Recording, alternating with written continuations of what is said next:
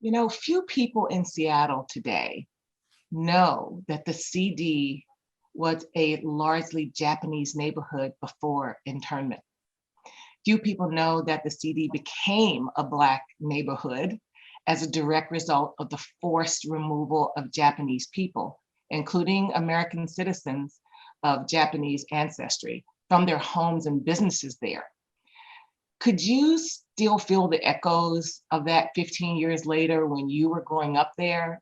Could you just say more about that experience? Sure.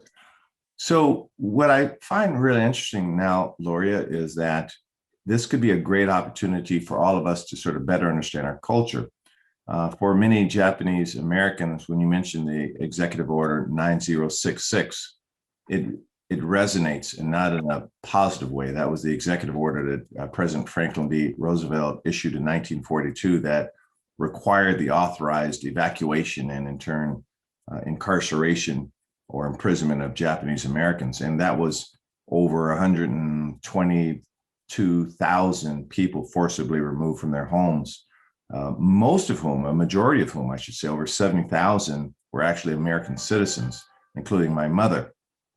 And so they were citizens as much as a citizen could be a citizen today, and they were, again, removed. And so what you saw, even going back toward that issue, as you go back in our history, you'll see other Asian groups that had been systemically or legislatively excluded as well. Going back to the 1882 Chinese Exclusion Act, which, as you may recall, after the gold rush, when a lot of Chinese had moved here as immigrant workers, that our United States government in 1882 prohibited more Chinese from coming. And not only was that wasn't just a one-time legislative act, it was renewed in 1892 and in 1902. Mm-hmm. So in the Central District, you still had remnants of the influx of a lot of Japanese and Chinese and Filipino and other Asian groups finding pockets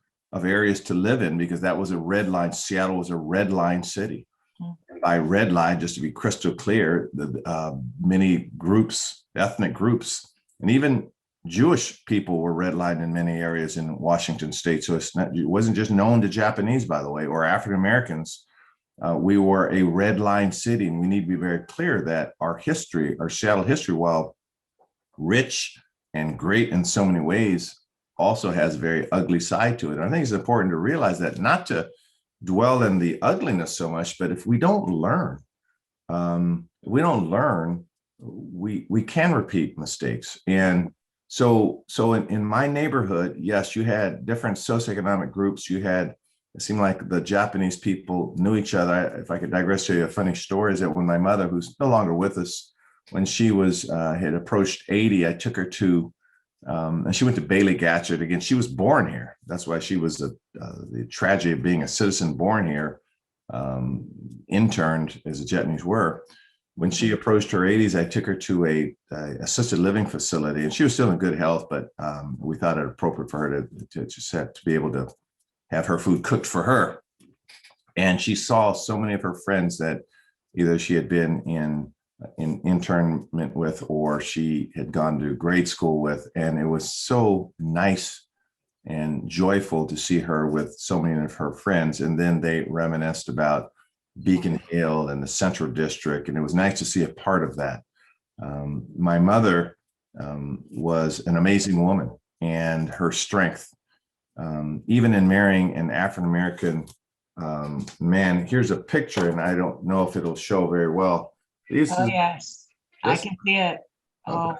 My mother and father, when they're about my age now, and they met at Garfield High School, and they graduated in 1951, and they were married in 1953, and they married their entire life. And one of those situations where one passed away and the other one passed away shortly thereafter.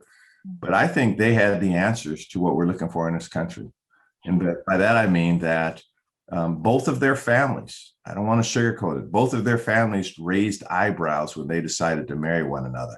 That came from the African-American side and the Japanese side. Basically, they were young. That was not good in their minds. And They were marrying outside of their race, which back in those days, in the 50s, there was a lot of ethnocentrism going on. But they had something deeper and better, which was true love and companionship. And they saw something in each other's hearts and minds and souls that said, we will defy all of that. And they, neither one were perfect, but they said, we'll stick it out together and love one another. It's a simple lesson, but still a great lesson. And so I see in the Central District, there were a lot of people when I grew up that understood neighbors speak to one another. Neighbors look for the good in one another. You didn't discriminate within your own community, and not just on racial lines. You were a community. You spoke to one another. And so I have very fond memories of the Central District.